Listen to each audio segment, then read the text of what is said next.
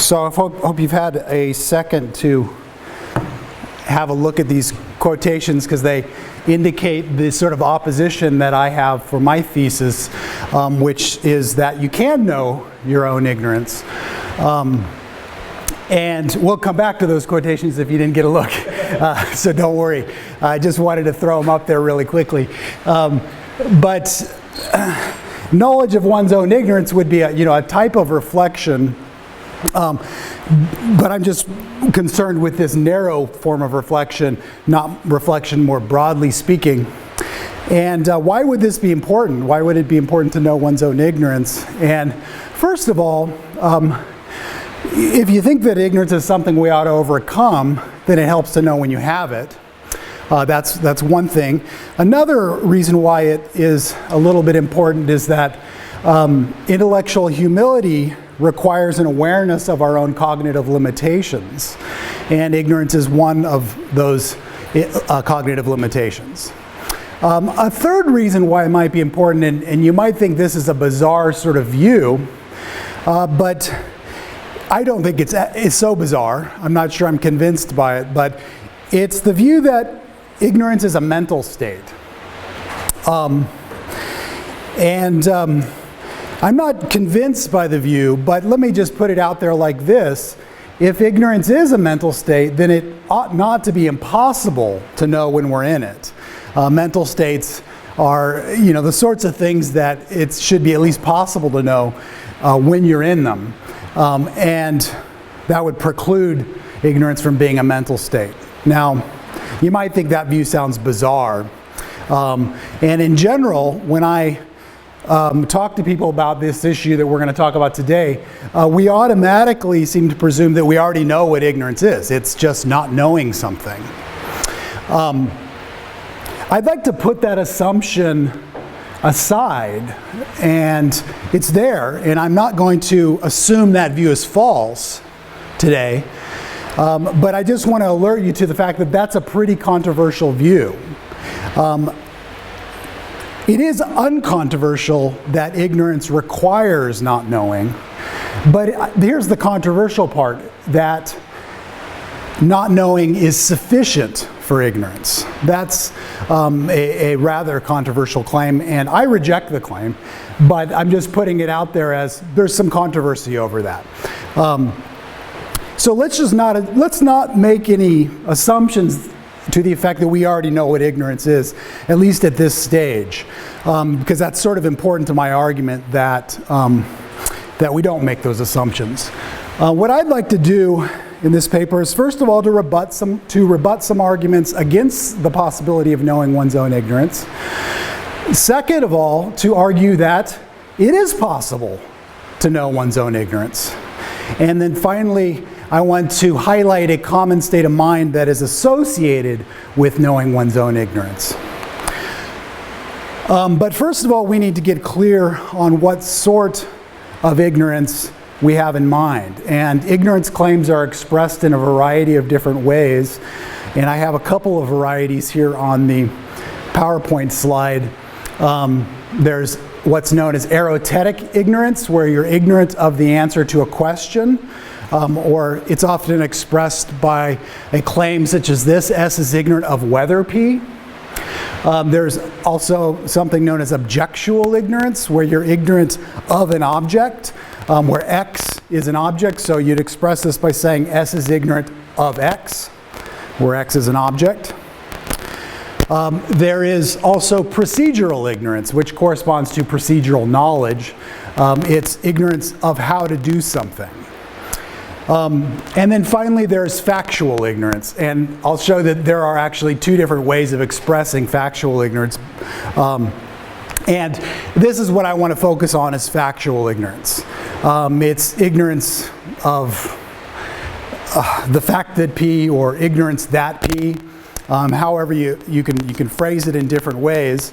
That's what I want to focus on today, is factual ignorance. But let me just back up to a couple of these other forms of ignorance really quickly and mention that it's fairly plausible that we can know our own ignorance of the other sorts. So it's fairly plausible that I can know my own erotetic ignorance.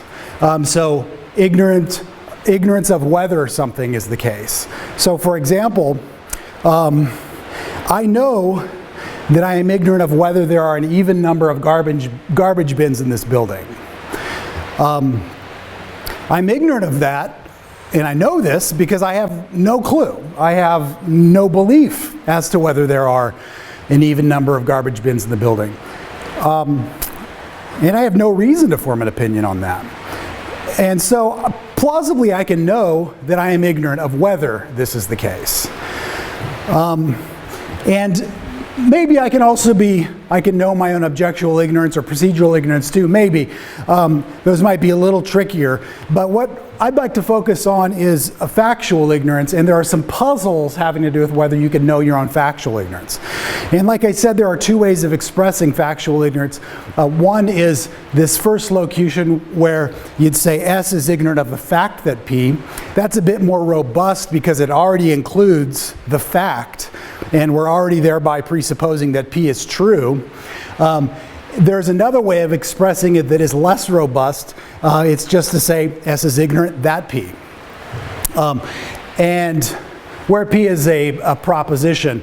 Some people claim that this second way of expressing factual ignorance is ungrammatical. Peter Unger claimed this in his famous book Ignorance. Barrett Brogard has also claimed that.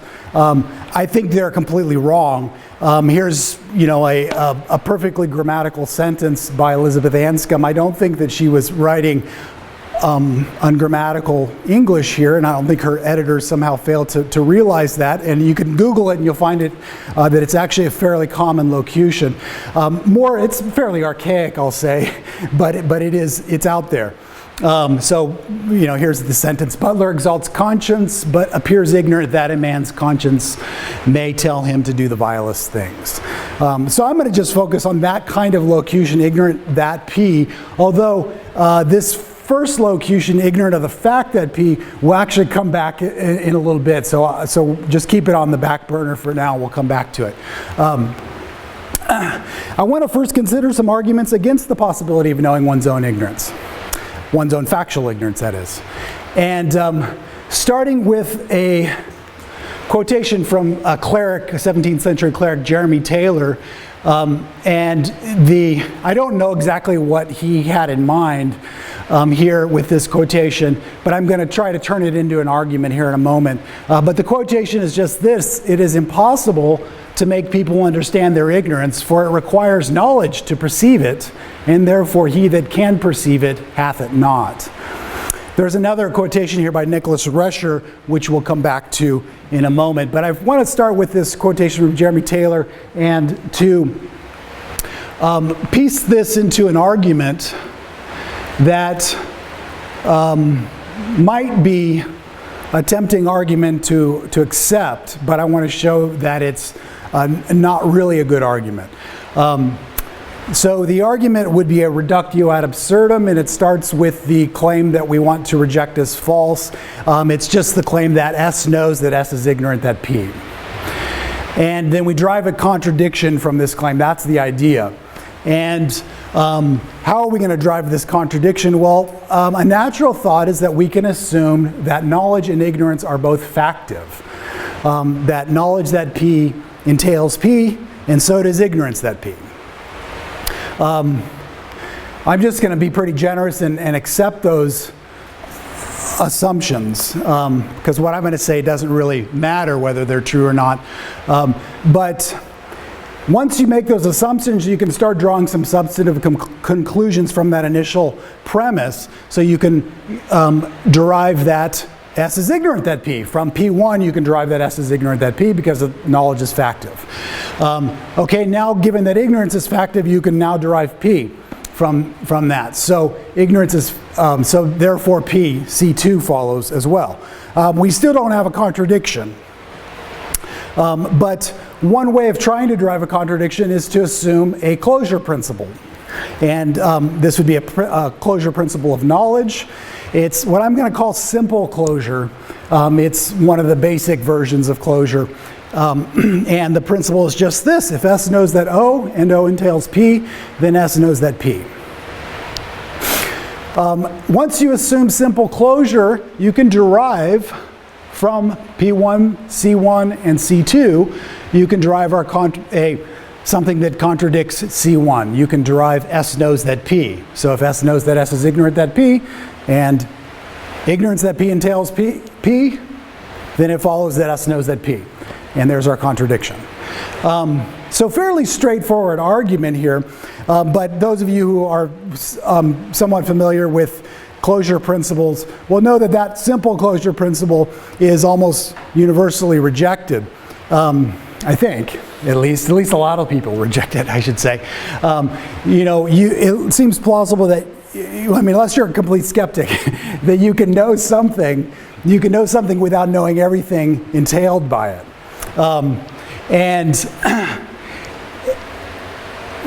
For example, I can know that this is water, even if I don't know that it's H2O. For example, if I lived before the discovery of the microstructure of water, that would be a case. So what do we do here? More than likely, if you want to still advance the Taylor-inspired argument that I gave you a little bit ago, we're going to want to build up our closure principle, so that it's a bit more plausible. And there are all kinds of different ways you can formulate a closure principle. I'm giving you a fairly robust version that a fair number of people want to accept. And it's not going to matter too much which principle we go with, because the problem I'm going to mention is going to be a problem for almost any version of closure, or something similar to the problem I'm going to mention will be. And let's just go with this principle. I'm calling it deductive closure. If S knows that O, and S knows that O entails P, and S competently deduces P from O, thereby coming to believe P, then S knows that P. Okay?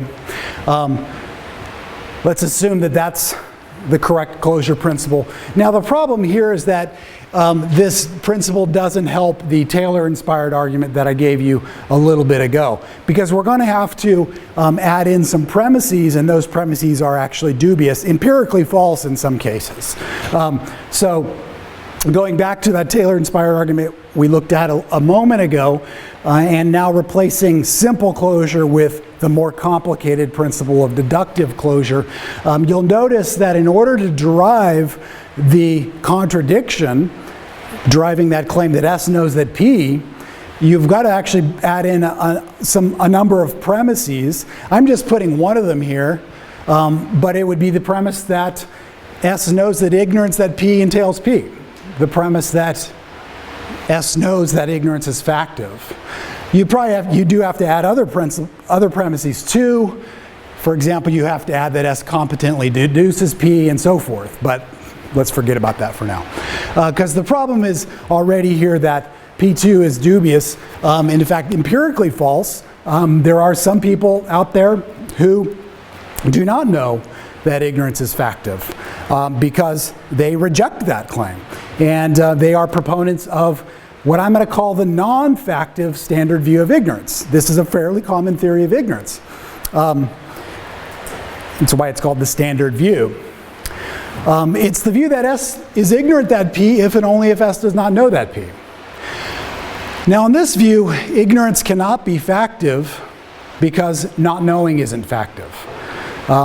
False propositions are often not known, in fact always not known. So on this view, you can be ignorant that P even when P is false. So ignorance is not factive according to this view. Now, my point is just that adherents of the non-factive standard view let me back up.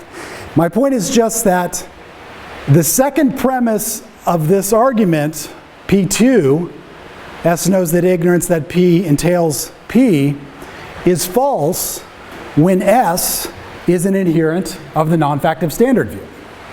So it's In other words, we're putting in premises to make the argument work that are just going to be empirically false for some people. Now, you might think that's just splitting hairs, or it's kind of just a technical point. But I just would remind you that what's going on here is that we have people like Nicholas Rescher who want to claim that it's impossible to know your own ignorance. And I'm just pointing out that that argument is not so clear. It's not so clear how that argument's supposed to go without putting in some dubious closure principle or some empirically false premise. So the problem with this Taylor-inspired argument is either it involves a mistaken closure principle like simple closure, or it falsely assumes that everyone knows that ignorance is factive. It makes some false empirical claim like that. Now, what about that Rescher argument that I mentioned a bit ago? And here's that quotation that I could have ran by you very quickly earlier on. The quotation goes like this: "It is next to impossible to get a clear fix on our own ignorance, because in order to know that there is a certain fact that we do not know, we would have to know the item at issue to be a fact, and just this is, by hypothesis, something we do not know." So it has the air of a paradox, and that's probably what it's supposed to be. Now, I'm not going to bore you too much with this argument, because my view is that it fails for the exact same reasons as the Taylor-inspired argument just a moment ago.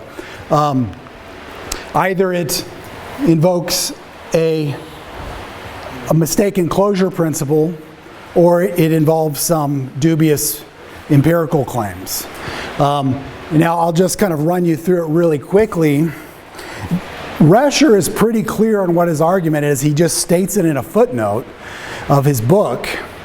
But I want to highlight that he stops before he needs to, and that's an important thing. So Rescher's argument goes like this. The first premise is S knows the conjunction P, and S does not know that P. He's assuming that, and it's another reductio ad absurdum. He's going to derive a contradiction from this. I agree, you can derive a contradiction from this. So his second premise is a closure principle. It's not the one I think is dubious. It's a pretty plausible closure principle that if S knows a conjunction, then S knows each of its conjuncts. From P1 and P2, you can infer C1, that S knows that P. And from those premises as well, you can infer S knows that S does not know that P. And then, since knowledge is factive, from C2, you can infer C3, that S does not know that P, and there you get your contradiction. S knows that P in C1, and S does not know that P in C3. Okay, so we reject our initial assumption. That's what we're doing in C4, where we're saying it's not the case that S knows the conjunction P and S does not know that P. Fair enough. I'm on board so far. But this is where Rescher stops. So don't even really look below the line just yet. Rescher stops there at C4. And my point is that he hasn't even said anything about ignorance yet. The word ignorance does not even appear in the argument above P3. In order to actually make this relevant to whether you can know your own ignorance, which is what Rescher's trying to do, you got to actually bring in some principle such as P3. Necessarily, S is ignorant that P only if P and S does not know that P. And Rescher accepts P3, he just doesn't actually put it in his argument when he's stating it. So once you add in P3, the hope is that we could get to a claim that is about ignorance. That's what I'm calling C5. It's not the case that S knows that S is ignorant that P. That's what we need. Okay? Now here's the problem. You can't derive C5 from anything above unless you assume simple closure. And that was that premise, that version of closure that's one of the implausible versions. So what do? Again, the same thing that we did earlier is that you've got to add in some factual premises such as, that S knows that ignorance that P entails P, or something along that line. Okay, so we can come back to this, but what I'm, just to sum up, both of these arguments, I think, fail for the same reason. They assume either a faulty closure principle, or they have to invoke some other premises that just aren't true. Now, I want to start thinking about some arguments for knowing one's own ignorance, because you can't just stop there. I want to argue for this claim, possibly S knows that S is ignorant that P. And I want to first highlight an all too easy argument for that. It assumes the non-factive standard view, which, if you remember, it's basically just the claim that ignorance is coextensive with not knowing. S is ignorant that P if and only if S does not know that P. That was the non-factive standard view. And if you assume the non-factive standard view plus some closure principle, pick your favorite, it doesn't really matter, we can argue that I can know that I'm ignorant that P. So here's the argument. First of all, I can know that I don't know that P. For example, if I don't believe that P. So if I just lack the belief and I know that knowledge requires belief, then I can come to know that I don't know that P. And given the non-factive standard view, not knowing that P is equivalent to ignorance that P, so I can just infer I know that I'm ignorant that P. So there's an argument for the claim that we wanted. That is a little bit too easy. For one thing, it's not going to convince people like Nicholas Rescher who don't accept the non-factive standard view. So as I noted earlier on, there's a good bit of controversy over exactly what ignorance is. And Rescher thinks that ignorance that P requires P. The non-factive standard view does not.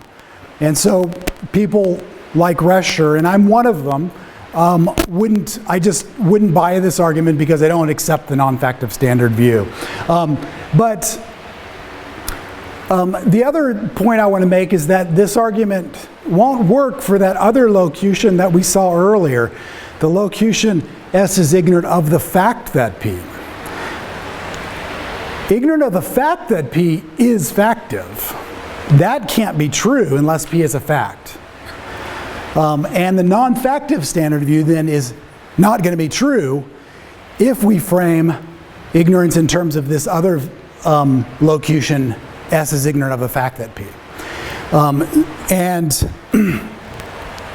the argument I want to go on to give actually would work even if we framed it in terms of ignorance of the fact that P.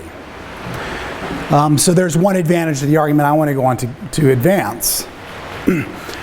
Now, my argument is going to involve a case that you might be familiar to you from a paper by John Perry. It's what I'm going to call the original shopper example. And I'm going to compare this case with a variation on it. But I'm going to just alert you to something that I'm doing nothing similar to what Perry was doing with the example. And I'm doing something completely different. But Perry's example goes like this. He says, I once followed a trail of sugar on a supermarket floor, pushing my cart down the aisle on one side of a tall counter and back the other side of the aisle, seeking the shopper with a torn sack to tell him he was making a mess. With each trip around the counter, the trail became thicker, but I seemed unable to catch up. Finally, it dawned on me, I was the shopper I was trying to catch. Now, what I'd like to argue in this case is that Perry can know that he's ignorant that he's making a mess in this case at some point, right around the time when he has the revelation. He can know it. And more precisely, what I want to argue is this. Possibly, there's a time in this case there's a time t such that at t, Perry knows that at t, he's ignorant that he's making a mess. That's possible, at least. And I put the time indexes in there because it needs to be the case that he knows, he has the state of knowledge at the same time that he has the state of ignorance.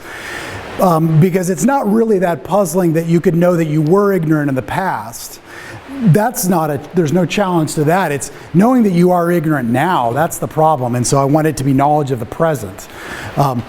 In order to argue for this conclusion that Perry can know that he's ignorant, that he's making a mess, I want to compare the original Shopper case with the variant Shopper case, which is basically the same. You know, he's following the trail of sugar on the supermarket floor. The trail's getting thicker and thicker. But somebody else has the torn sugar sack. So it's not him. So it's almost like the original case, except someone else happened to pick up the torn sugar sack and is leading and making a trail through the store. And Perry is trying to go and inform that person that they're making a mess. Okay, so that's the only difference. And my argument goes like this. Excuse me. In variant, Perry can know that the shopper with the torn sack is ignorant that he's making a mess. Second premise, if Perry can know this in variant, then he can know it in the original case. Third premise, if Perry can know this in the original case, then he can know that he's ignorant that he's making a mess in the original case. Therefore, Perry can know that he's ignorant that he's making a mess in original. Now there are some, I'm trying to make the argument as less tedious as I possibly can. There are some issues about propositions de dicto and de re, and whether the proposition he knows in variant would be the same proposition that he knows in original and so forth. So I'm aware of those issues. I don't think they affect the argument, but we can talk about that. But I want to just go through each premise and explain why I think the argument works. So starting with the first premise about variant, the claim is that Perry can know that the shopper with the torn sack is ignorant that he's making a mess. Remember, in variant, it's somebody else with the torn sugar sack. And so basically, what I'm claiming in P1 is that Perry can know somebody else's ignorance. That shouldn't be too problematic. I mean, as long as you can have some knowledge, this shouldn't be one of the more problematic kinds of knowledge. And how does he come to know that? At least this, I think, is possible, is more or less we can probably build in some artificial assumptions into the example. Let's suppose that the place where Perry is shopping vets their shoppers quite closely to make sure that they don't allow anyone in who's going to be irresponsible, who's going to intentionally make a mess, who would do something like this, unless they were doing it out of ignorance. So nobody would do this except out of ignorance. Let's just build that into the case. It's one of those fancy grocery stores. Nobody who shops there would make such a mess except out of ignorance. And let's just imagine that Perry knows this. He knows of the vetting techniques. That's the variant case. And that was his reasoning for holding the proposition in question, and I'm just claiming that he knows it in that invariant case. Now, here's where we're getting into some of the more substantive claims. I'm claiming that if he knows this invariant, then he can know it in the original case too. So why? Well, first of all, it's true. The proposition in question is true in both cases. The shopper with the torn sack is ignorant that he's making a mess in both cases, at least if we're focusing on the point before Perry's revelation. Second, Perry believes it in both cases.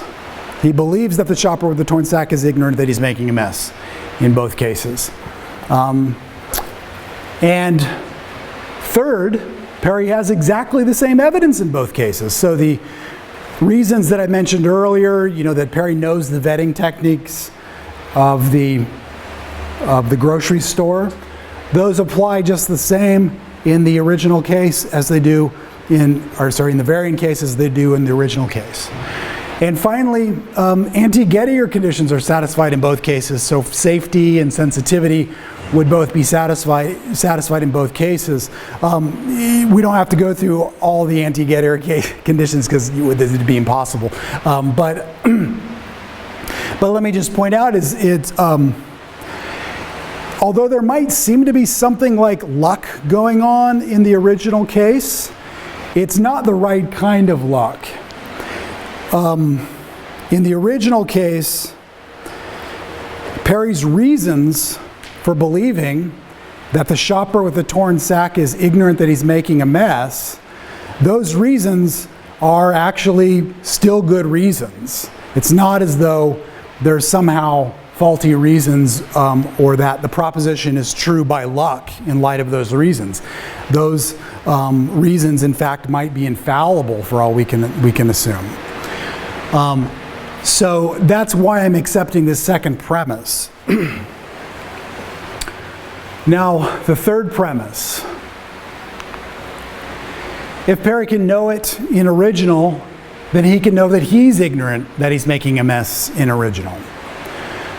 So if we're assuming that Perry can know that the shopper with the torn sack is ignorant that he's making a mess, then what I'm claiming is that once he has his revelation that he's the shopper with the torn sack, he can then just go on to infer that he is ignorant that he's making a mess. So he can reason like this. Once he has his revelation, that is, he can say, the shopper with the torn sack is ignorant that he's making a mess.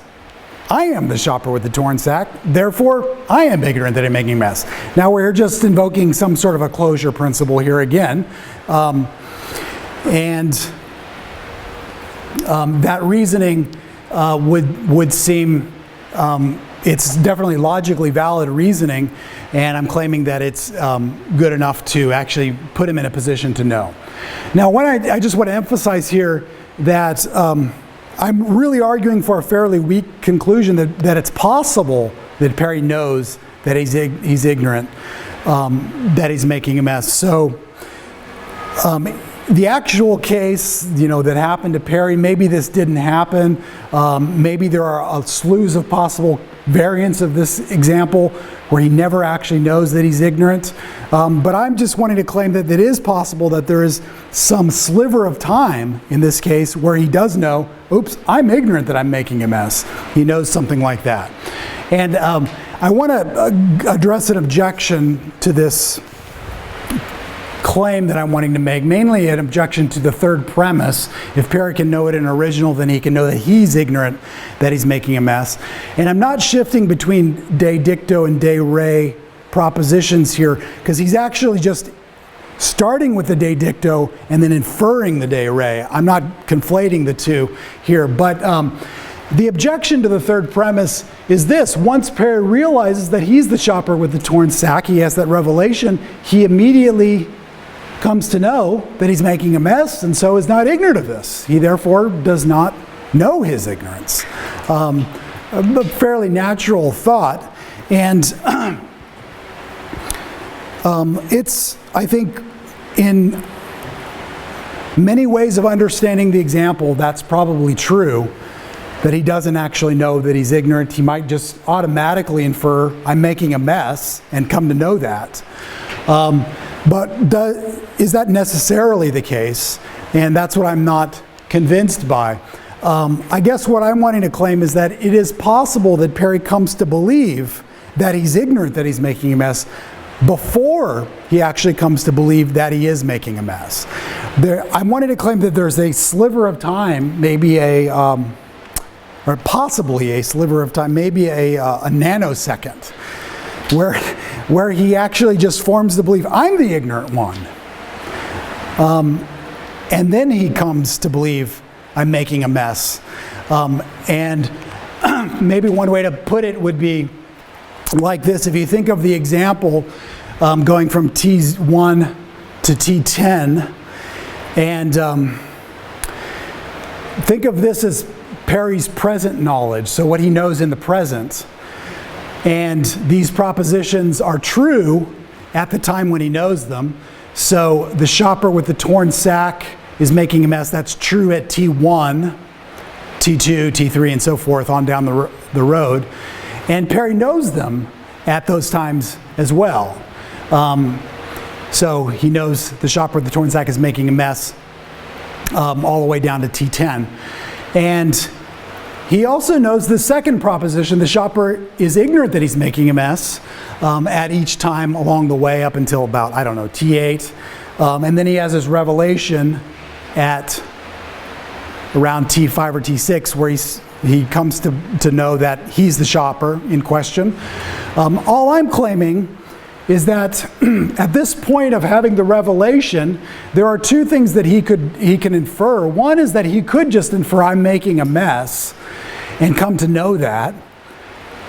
But another thing that he can infer first is that I'm ignorant that I'm making a mess. And as long as he doesn't come to know I'm making a mess first, then there's no inconsistency here. He can't really know C1 and C2 at the same time, but I'm just claiming that he can know C1 and then come to know C2 a moment later. This might seem kind of strange, okay? And you might be wondering, what's the value of this? How is this at all interesting if you can know your own ignorance for a split second and then you come to know the fact in question and you're no longer ignorant and poof. What's the significance of this? Well, I think that there's actually an adequate understanding of our own mental lives would involve something like that, a split second where you know that you're ignorant right before you come to know the fact in question. And it has to do with when things dawn on us. When things dawn on us, there's a particular way of coming to know something that we need to come to understand, and philosophers haven't really done any work on this. So I'm kind of throwing things out there, but I'll just alert you to something that Perry says at the very end of his example. He says, finally it dawned on me, I was the shopper I was trying to catch. So I want to actually get at the heart of this question of what is it for something to dawn on someone? And, you look in dictionaries and online and so forth, you get kind of an impression of what it means, but of course, it turns out those definitions aren't very accurate. So oftentimes, you'll see it dawned on me as being synonymous with it occurred to me. I don't think those are perfect synonyms. So for example, it seems fine to say, it occurred to me that I could skip the party, but it's a little bit weird to say it dawned on me that I could skip the party. Partly because if I said it dawned on me that I could skip the party, somebody would rightly respond to me and saying, you didn't already know that? Now what's going on here is that when something dawns on you, that presupposes a prior state of ignorance. When something occurs to you, it need not presuppose a prior state of ignorance. Something can occur to you that you already knew, you just weren't attending to it. It just wasn't at the forefront of your mind. You're like, oh, it occurred to me that X, Y, and Z. When you did know X, Y, and Z, you just weren't attending to it. But dawning on you is a bit more than that. It seems to presuppose a prior state of ignorance, while occurring does not. Another point about dawning is that it's fairly humbling. It gives rise to feelings of embarrassment and stupidity. Just a personal example, I one time recently actually got into my car and sat down and tried to turn the key, and I looked around and I noticed that there was quite a mess that I don't remember making, and then it dawned on me that I was sitting in the wrong car. And cases like that can be kind of humbling, where you want to say, oh, I'm such an idiot. Now, that's kind of what I mean here. It maybe not always as vivid as that, but there's something humbling about when something dawns on you. You want to hit yourself in the head and say, oh, I'm an idiot. Finally, dawning culminates in knowledge. When something dawns on you, you come to know something. What kind of knowledge, though? Some definitions of dawning will call it passive knowledge. I don't think that's true. I mean, if you go back to the shopper example that I gave you, where it dawned on Perry that he was the shopper he was trying to catch, that wasn't passive knowledge. Perry was actually seeking that out. So nothing passive about that. Sometimes you find definitions of dawning where they call it new knowledge. But we learn new things all the time. You're learning things about your environment all the time, and those things aren't dawning on you as you learn them. Other definitions will claim that dawning is surprising new knowledge. So it's when you come to know something that is unexpected. I don't think that's right either. So suppose I tell you that I was a gold medal recipient when I was younger. And let's suppose that's true. It's not true, but let's suppose it is true. That's new knowledge for you, and it's unexpected, it's surprising. That would be surprising new knowledge, but it doesn't seem as though that's dawning on you. You wouldn't want to say, oh, it just now dawned on me that the speaker was a gold medal recipient. I told you that. So it doesn't seem right to say that it's not merely surprising new knowledge at any rate. What is dawning then? Here's the view that I'm wanting to defend. It's that dawning is a transition from self-reflective ignorance to knowledge. I see myself in a state of ignorance, and then I come to know as a result. And a more precise view is this: it dawns on me that P, if and only if I come to know that I'm ignorant that P, and then come to know P as a result. So you go back to that shopper example. Perry, the way I was wanting to pitch the example was where Perry, for a brief moment, comes to know that he's ignorant, that he's making a mess, and then he comes to know that he's making the mess. That's more of what I have in mind, this brief moment where you come to know your ignorance and then you come to know the fact in question as a result. And what we have is temporal succession here. So you've got dawning consists in two states of knowledge. One is where you know your own ignorance. The other is where you know the fact in question. And they obviously can't happen at the same time. You can't know that you're ignorant that P while you know that P. But you can know that you're ignorant of that P and then come to know P afterwards. That's what I'm claiming here. Then makes a difference for understanding this. Second of all, as a result, what do I mean by that? I want to be fairly open in understanding what this last part means. Open to causal interpretations and epistemic interpretations. So it could be either of these two. But a causal way of understanding it would be where my knowledge of my own ignorance prompts me to go out and seek some evidence that would then give me knowledge of the fact in question.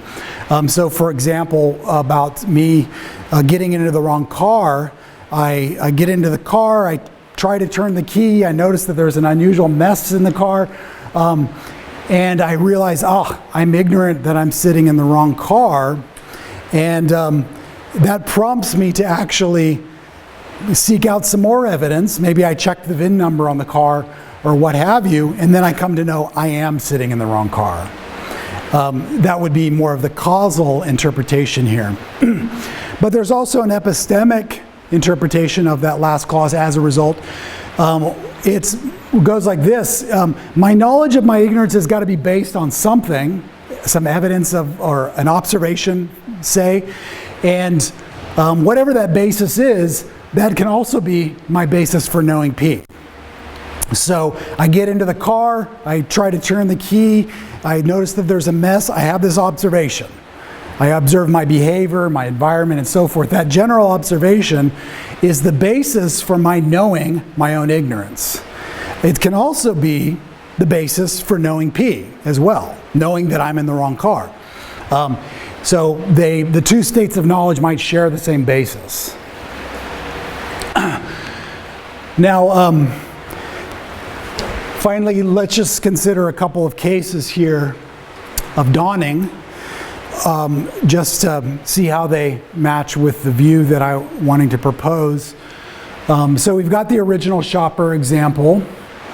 Let me just emphasize more generally that what I'm proposing here is that when something dawns on you, there's this state of mind, this I don't know if I want to call it an aha moment. It's more of a no-duh moment, where you have the embarrassing moment where you say, "Oh, I should have known that." That sort of feeling of embarrassment is fairly consistent through all these cases where you realize you see yourself as ignorant of something. And I take that as essential to dawning. In the original shopper case, that's happening. The case where I got in the wrong car, that was happening. But a lot of other cases, so on the drive home, it dawned on me that I had forgotten to buy milk. And that was the whole reason why I went to the store. And, I'm hitting myself in the forehead here. I was wondering why I had no energy. Then it dawned on me I hadn't eaten all day. I sort of see myself proceeding through the day as ignorant of this fact. And then it dawns on me, the culmination of my knowledge, that I hadn't eaten all day. Or finally, it gradually dawned on me that I was lost. I was running through the woods and saw myself ignorant of the fact that I was lost right before coming to that conclusion. Now, what about some cases where it doesn't dawn on me? I want to exclude some cases as well. Like I mentioned earlier, it occurred to me that I could skip the party. I don't think that's a case of dawning. I don't think it's true to say it dawned on me that I could skip the party. I mean, of course that could dawn on me, but it's not a natural thing to say. I mean, unless somebody was forcing me to go to the party, more than likely that's not the kind of thing that would dawn on me. But it is something that could occur to me. And the reason why it's not something that would dawn on me, because it's not something that you can really understand me as being ignorant of. I already knew that I didn't have to go. Another case would be a garbage bin example, kind of like the one I gave you earlier, but I want to frame the garbage bin example as erotetic ignorance of whether something is the case. And I don't think this is a case of dawning, but let's suppose that I know, in fact, this is true, I know that I am ignorant of whether there are an even number of garbage bins in this building. I have no clue, I have no opinion on the matter, and I know my own beliefs, and I know that I don't have a belief on this matter. So I know that I am ignorant of whether there are an even number of garbage bins in this building. And let's suppose I go around and I count them up, and I come to the conclusion that there are an even number. So I come to know that P, in other words. Now, it doesn't seem right to say that after I count them all up, it doesn't seem right to say it now dawned on me that there are an even number of garbage bins in the building. Why is that? Well, because it wasn't factual ignorance that I had. I knew my own ignorance, but it was erotetic ignorance. It was ignorance of the answer to a question. It wasn't factual ignorance. So that's why I'm saying that's not a case of dawning. And finally, the gold medal example. I remember I told you a bit ago that I was a gold medal recipient, and it didn't seem to be true that, let's supposing you actually did come to know that, maybe you Googled it and you confirmed it and everything. It doesn't seem as though that dawned on you. Why is that? Well, because you didn't see yourself as ignorant of that fact. You didn't see yourself in any way in a state of ignorance prior to coming to know it. You just knew it. I mean, that's how a lot of things are. We come to know it without seeing ourselves in a state of ignorance prior to that. That's a normal way of coming to know, but dawning is one of these cases where you actually do see yourself in a state of ignorance and then you come to know.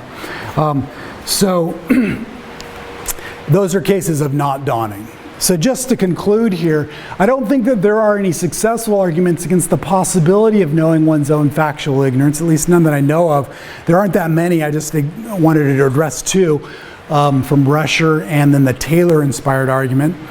I do think that there is a good argument for this conclusion that you can know our own factual ignorance.